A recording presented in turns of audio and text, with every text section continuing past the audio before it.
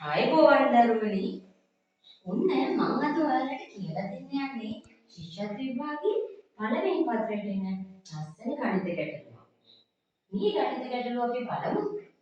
ගොවිපළක තාරාවන් හා එළුවන් 8 දෙනෙක් ඇත. ඔවුන්ගේ මුළු පාද ගණන 22. ඒ සිටින තාරාවන් හා එළුවන් ගණන සොයන්න. මේ ගණන හදන්නේ කොහොමද? අපි මේකට චූටි කවියක් යොදා ඔන්න බලන්න මම දැන් ඔයාලට කියලා දෙන්න. ඒ කවිය. පාද ගණන දෙකින් බෙදා සත්තු ගණන අඩු කළාම සිව්පාවුල් ලැබෙනවා යාළු. මොකද කවිය?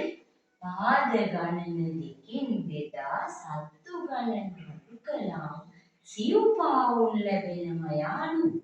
අපි බලමු මේ ගානේ තාරාවන් හා එළුවන්. කවුද මේකේ සිව්පා සතා? ලියා ගන්නවා අපි තාරාව. තාරාවට පාද කීයද පුතේ? 2යි. ඊළඟට ලියා ගමු අපි මේකේ ඉන්න අනිත් සතා. කවුද? එළුවා. එළුවට කකුල් කීයද? එළුවට පාද පුතේ 4යි. 2යි 4. හරි. මේ ඔක්කොගෙම පාද තියෙනවලු පුතේ 22ක්. මුළු පාද කීයද? 22යි. මේ සත්තු දෙවර්ගයේම ඉන්නවලු පුතේ කී දෙනෙක්ද? තාරාවන් හා එළුවන් ගණන 8යි. මුළු සත්තු 8යි, පාද ඔක්කොම 22යි. දැන් අපි මේ ටික කවියට දාමු. පාද ගණන දෙකෙන් බෙදා මෙන්න තියෙනවා මුළු පාද ගන්න. අපි මොකද කරන්න ඕනි? 22 බෙදන්න ඕනි දෙකෙන්.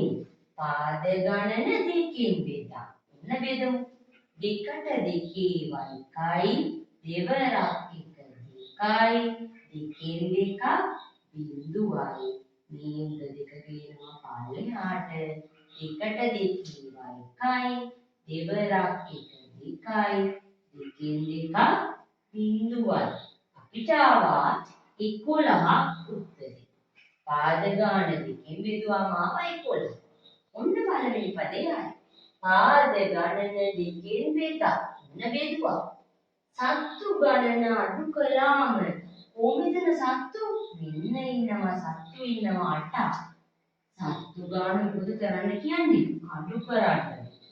11න් 8ක් අඩු කරාම 3යි.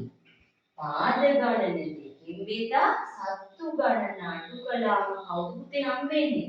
සිව්පාවුල් ලැබෙනවා යාළු. මේ ආවේ කවුද? සිව්පාවුල්. මේ ප්‍රශ්නේ හැටියට මෙතන ඉන්න සිව්පාව කවුද? එළුවා නේද? එහෙනම් මේ ගණනට උත්තරේ එළුවෝ කී දෙනෙක්ද? කීයද පුතේ උත්තරේ? පාද ගාන දෙකෙන් බෙදලා සත්තු ගාන අඩු කරාම සිව්පාවුල් ලැබුණා. එහෙනම් එළුවෝ 3යි. මුළු සත්තු ගණන 8යි. සිව්පාවුල් 3යි. එහෙනම් 8න් 3ක් අඩු කරාම ඉතිරි 5 දෙනා තමයි පුතේ මේ දෙපා සත්තු. කවුද මේ දෙපා සතා? තාරාව. තාරාව එහෙනම් ඉන්නවා 5 දෙනෙක්. අපිට මේ ගාන හරිද කියලා බලන්න පුළුවන් ඔයාලට. කොහොමද බලන්නේ? එළුවෝ 3 දෙනයි. එක එළුවට කකුල් කීයද? 4යි. එතකොට 3 වරක් 4 12යි. තාරාව 5යි. එක්කෙනෙකුට කකුල් 2යි. 5 වරක් 2 10යි. දැන් අපිට එන්න ඕනි මුළු පාද එකතුව 22ක්. එනවද බලමු? 2යි බිඳුවයි 2යි, 1යි 1යි 2යි. නාව උත්තරේ. එහෙනම් අපි මේකේ උත්තරේ ගන්නේ එළුවෝ 3 දෙනයි, තාරාවෝ 5 දෙනයි. අද ගණිත ගැටලුව ලීසි නේද? මෙන්න මේකට තව චූටි කරුණක් ඔයා මතක තියාගන්න ඕනේ. මොකක්ද දන්නවද? මේ වගේ කවියක් ආදේශ කරන්න පුළුවන් වෙන්නේ පාද 2 4 අයට විතරයි.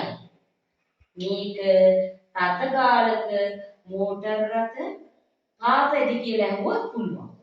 නමුත් මේකට රථ ගාලක නවතා තිබෙන ත්‍රිරෝද රථ මෝටර් රථ වගේ එකක් ඇහුවොත් මේ ගණන මේ විදිහට උත්තරේ හොයන්න බැහැ පුතේ. අපි ඒ ගැන වීඩියෝ එකක් ඊළඟ අවස්ථාවේදී කරමු.